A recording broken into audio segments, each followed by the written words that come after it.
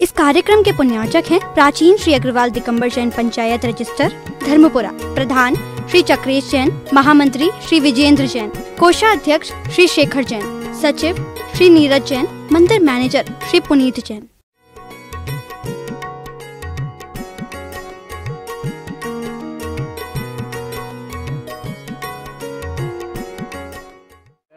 परम पूज्य आचार्य गुरुवर श्री विद्यासागर जी महाराज की जय। अहिंसा परमो धर्म की। परम पूज्य मुनिवर श्री अजित सागर जी महाराज की, मुनि संघ की। और वो बात थी कि जो व्यक्ति सर्वस्व को पाना चाहता हो, यानी कुछ भी शेष ना रहे,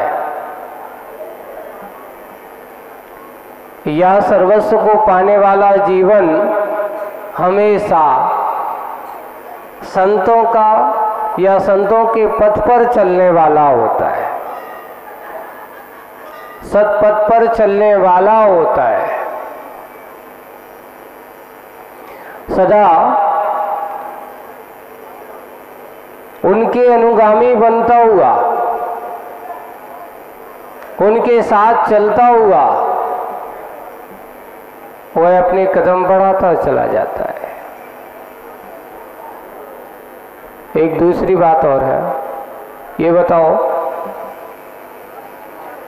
आपने कभी सोचा हमारे साथ क्या जाएगा? सोचते हो हमारे साथ क्या जाएगा?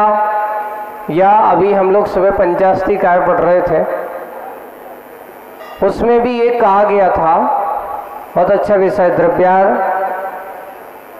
द्रव्यार्थिक न्याय की अपेक्षा से और पर्यार्थिक न्याय की अपेक्षा से। उन्होंने कहा, एक उदाहरण दिया, उदाहरण देकर के उसमें ये बताया कि जैसे एक बांस का पेड़ होता है, उसकी पोरें अलग अलग होती हैं,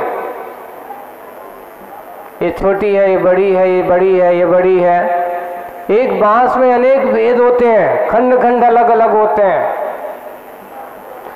जब पूछा गया कि सबके पोर अलग अलग हैं, पर्याय की दृष्टि से उसमें अलग अलग पना था, लेकिन द्रव्य की दृष्टि से देखते हैं तो द्रव्य की दृष्टि से सभी पर्यायों में वह बांस सब में विद्यमान है, कोई अंतर नहीं है। वैसे ही आपसे भी ये कहा जा रहा है, यहाँ पर्यायों की दृष्टि से तो बहुत सारे जीव बैठे हैं, पर्यायों की दृष्टि से बहुत सारे जीव बैठे हैं, लेकिन जब मनुष्यत्व की अपेक्षा देखते हैं तो मनुष्यत्व तुम में, तुम्हारे भगवंतों में, तुम्हारे संतों में, उनमें तुलना करते हैं तो किसी में कोई अंतर नहीं है।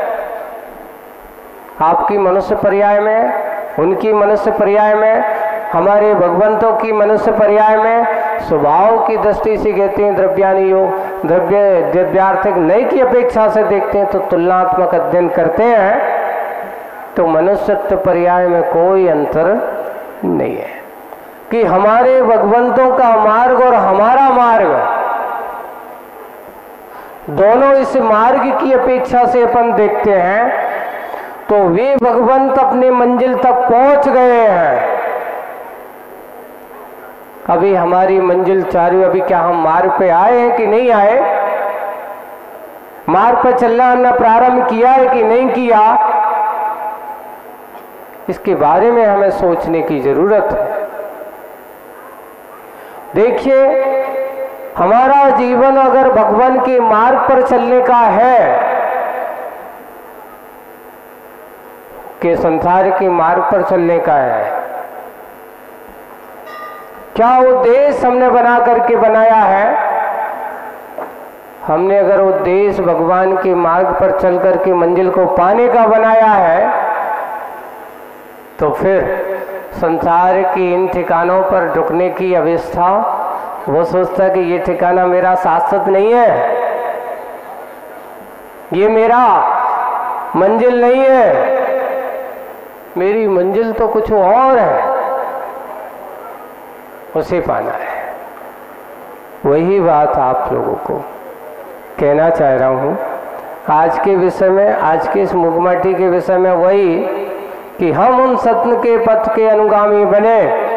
उन संतों का पथ यही गाता है, और गाता हुआ क्या कहता है, आज की थोड़ी सी मुगमाटी करते हुए, न्याय पथ के पथिक बने।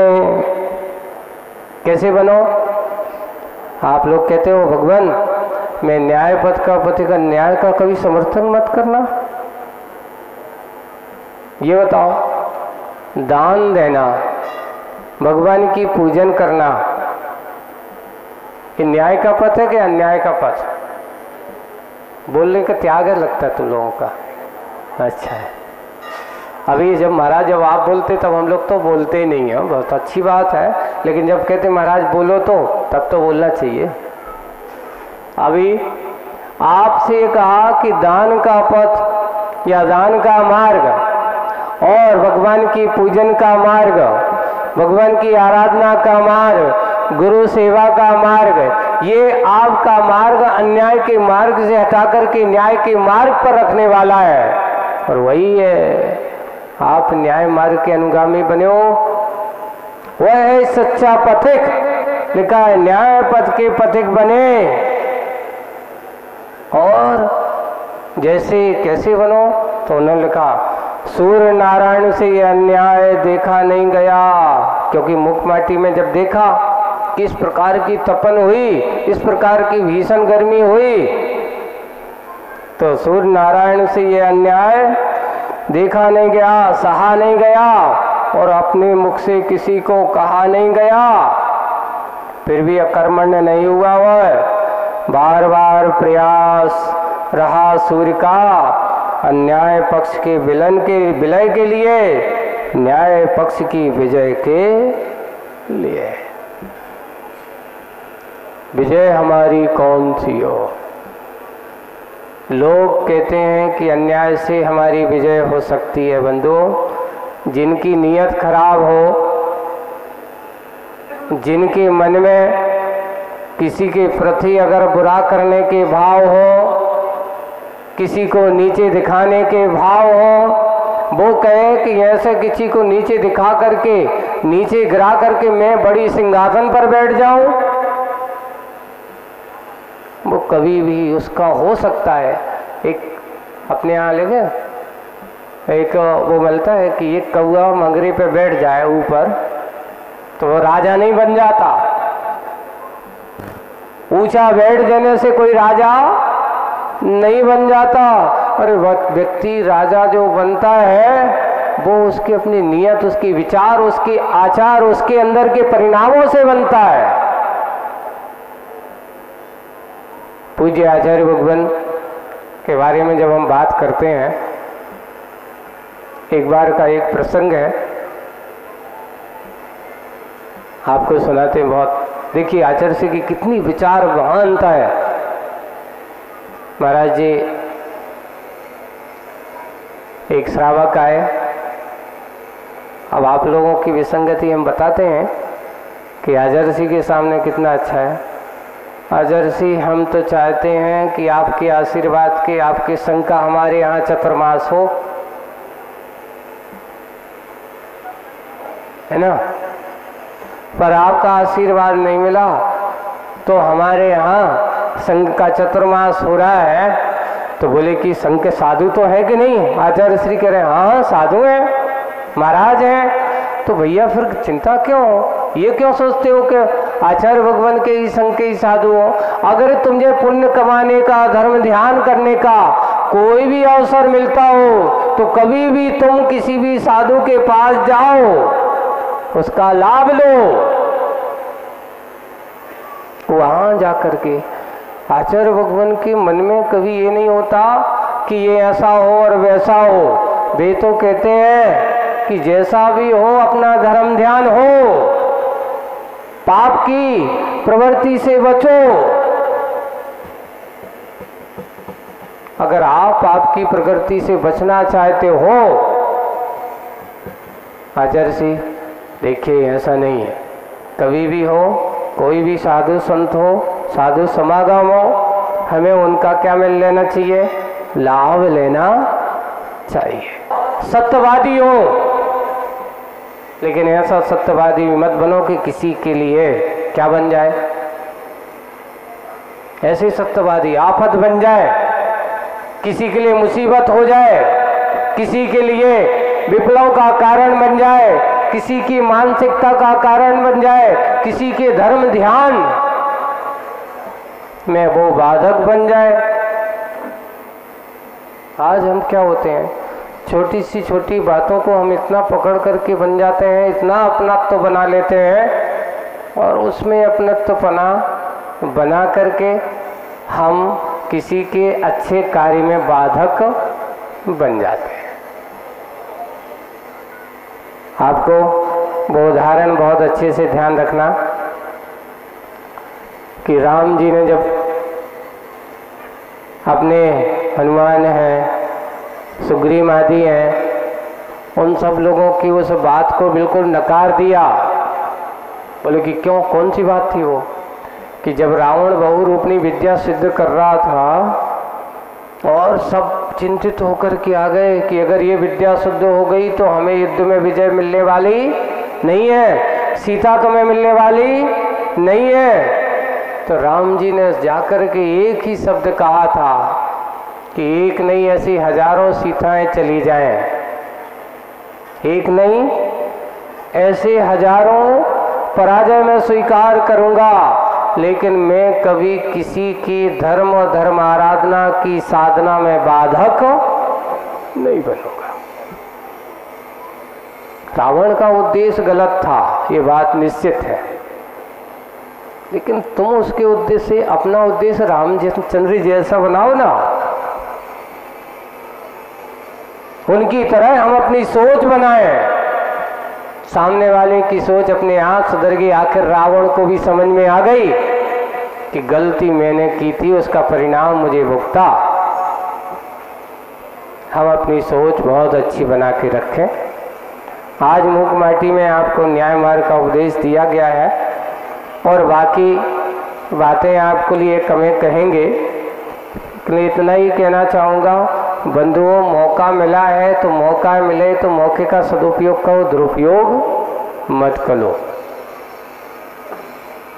वही है कि ये हमारी जीवन जीने का उद्देश्य क्या है, मंजिल की ओर बढ़ना है कि मंजिल में और जाकर के अटकना है। जहाँ जाओगे राग देश मोह, राग देश मोह, राग देश मोह के अलावा और कुछ नहीं मिलेगा यहाँ।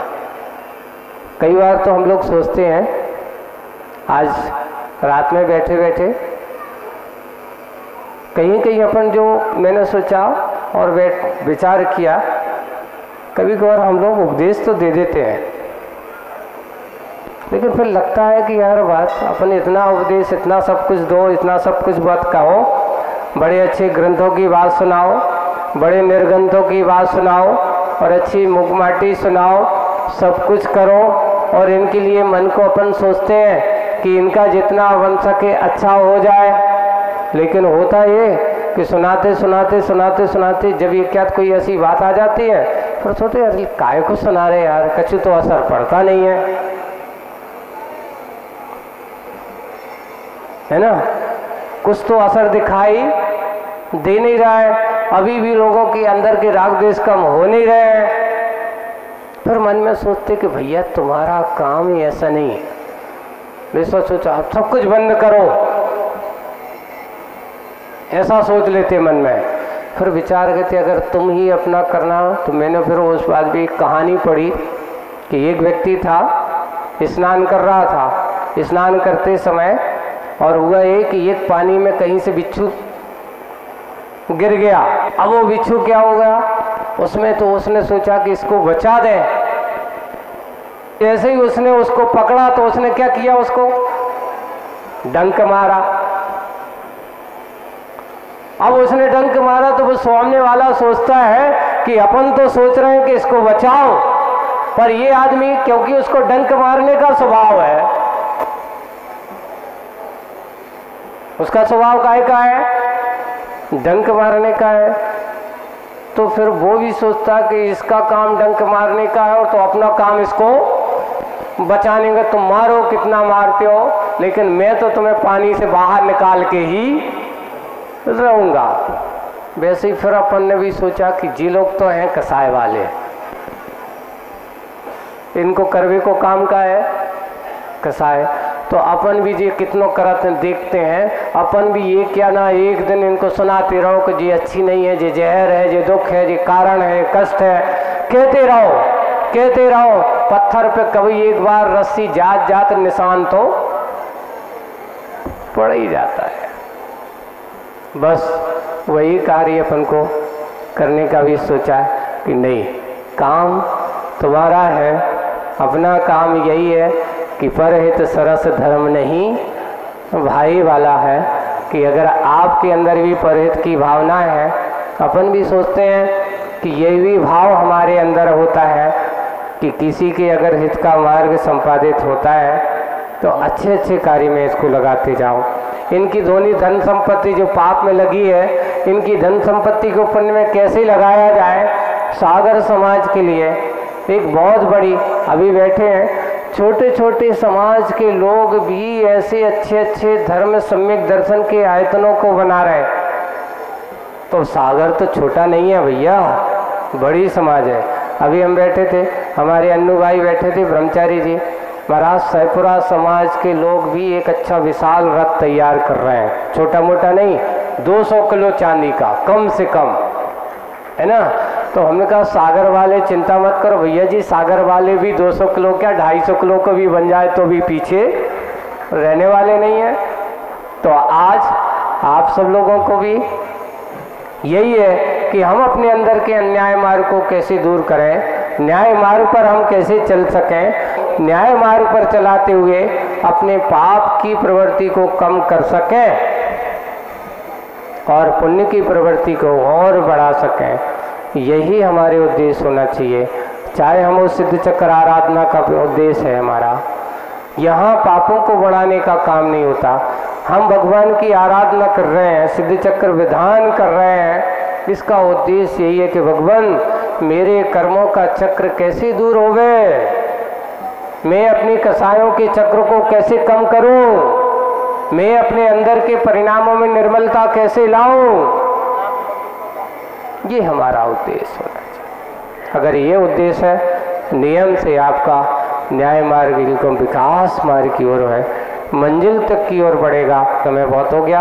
बोलिए परम पूज्य आचार्य गुरुवर श्री विद्यासागर जी महाराज की।